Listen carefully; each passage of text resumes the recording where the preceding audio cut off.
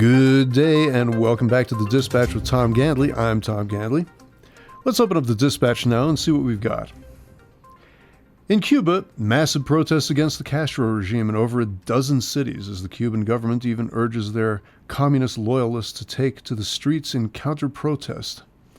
The common folks are fed up with the high food prices and fuel prices as well. When I was writing this, I found out the average Cuban is allotted only 5 eggs a month from the government. Can you believe that? More so, the Cubans are angry about the high-handed authoritarianism of the regime, which has killed its citizens for speaking out against the government in the past, allowed unreasonable search and seizure in individuals' homes, arrests and incarceration without any charges, along with little opportunity to better their lifestyle. This oppression and tyranny and hopelessness, so typical of socialist regimes the world over, has, as of the past month, come to a breaking point. President Biden said in a non-committal but nevertheless supportive comment that he and his administration support the people of Cuba in their protest. And all this misery is the result of what will always grow out of a Marxist socialist government. Cuba, once the jewel of the Caribbean and destination of millions of Americans for vacation, a land awash in natural resources, the wealth of which has not been realized by the citizenry, but rather the cabal of insiders who control them. One of the poorest nations, despite all they have, by comparison, free market capitalism has turned Taiwan, a resource-poor rock in the Sea of China, into a wealthy nation. Bernie Sanders, left-wing senator from Vermont and Fidel Castro disciple, has been mute on the subject. President Biden blames the protests on COVID-19. In a far more dangerous part of the world, violent crime in the U.S. is up, and President Biden's America in Chicago, as usual, leads the league in that category. July 4th weekend saw 19 homicides, and this past weekend 11 more, with a total of over 100 shot in that time frame. In a particularly grisly crime, a local Chicago rap music artist, KTS Dre, I guess that's how he pronounces his name, was shot 64 times. Now, there's a guy who definitely had enemies.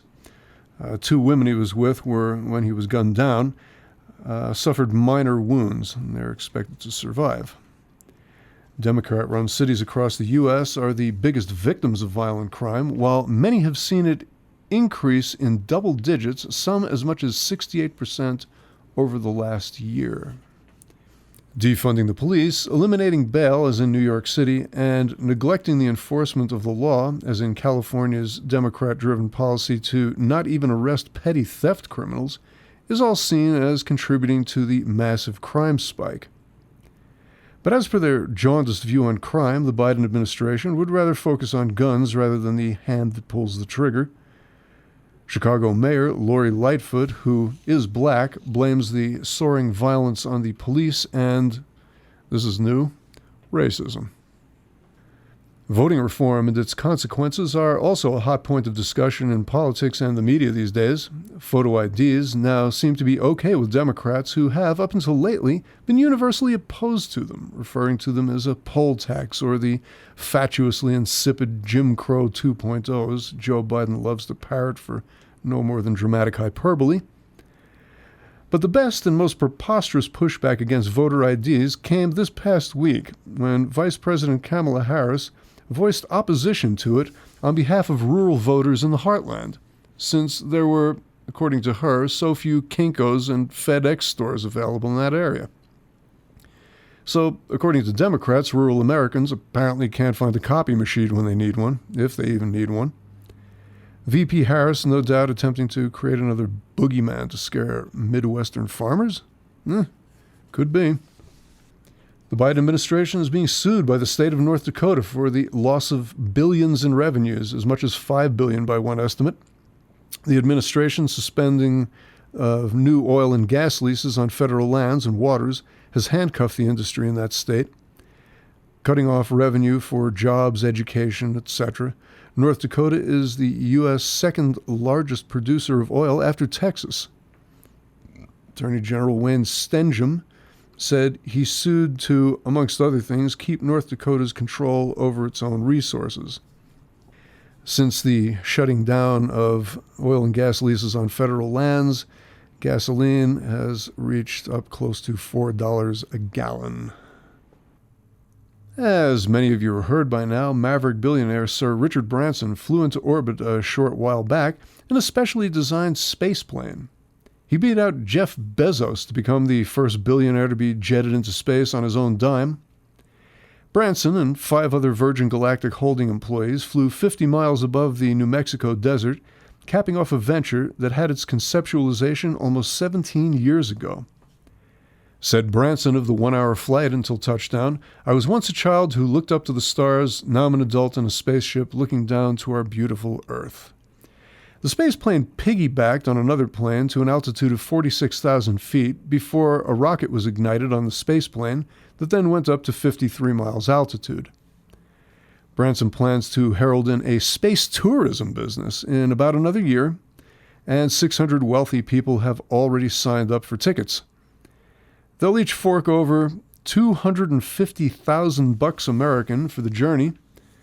That's a bargain, considering that the price tag for the engineering, planning, and purchases necessary to make this first flight possible came to $841 million. The craft itself is called the VMS Eve. Sir Richard named it after his late mom. And in our Just In Case You Missed It segment, there's a new kid in town in Shanghai, China, and he's been attempting, and often succeeding, at breaking into people's homes for food. He's been jumping from air conditioner to air conditioner and climbing in open windows in Jinshan province. That'd be quite a feat for a human, but this culprit is a monkey, probably a macaque based on his description. No local zoos have reported any missing monkeys, so he's likely just dropped in from the woods. And Kai King Dao from the Jinshan Center for Disease Control said people should not try to capture the monkey as they may contain communicable diseases. Why does that just sound familiar? Macaques, particularly wild macaques, are a protected species in China, so this ravenous little guy probably won't end up in a Chinese wet market after capture and will be released into the wild. Hope the monkey doesn't wind up in a lab where bats are studied. Who knows what could happen? Brad, don't say it.